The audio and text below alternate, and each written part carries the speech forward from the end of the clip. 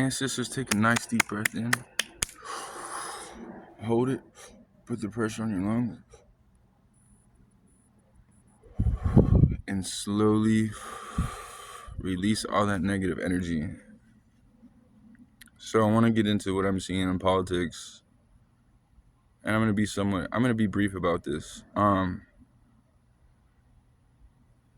pray one day that I can really make a big difference in this world.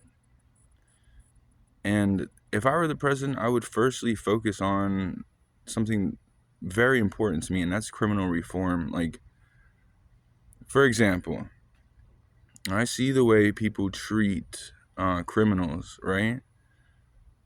It's like they treat people as if they're not even human anymore. It's on another level. And if I were to not say anything about this, I believe I would be very terribly wrong of me, because I've been through a lot. Okay, I'm not a criminal. I have been, the system has its own way of dealing with things. Unfortunately, no fingers being pointed back at me. Not today, not tomorrow. But there's so many people that don't want to work in this criminal system because it brings a cycle of pain, right? And I am going to put this on YouTube because this is so important to me.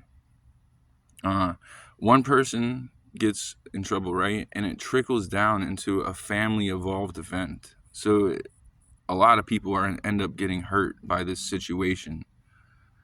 Criminal reform to me would involve, so you have something called, and I've took psychology classes, negative reinforcement and positive reinforcement. Positive reinforcement, I'm not talking about treating people like lab rats. People, humans. What is happening is inhumane. I'm talking about treating people as if they are human beings, whether they did something wrong or not. I really care that much about the criminal system, and it tears me up to see what's going on, what I see. Those are the people that have been left behind that nobody seems to remember except for their family. And I know parents that are fighting for their kids to this day. What would I do without my mother? Dude, I don't know.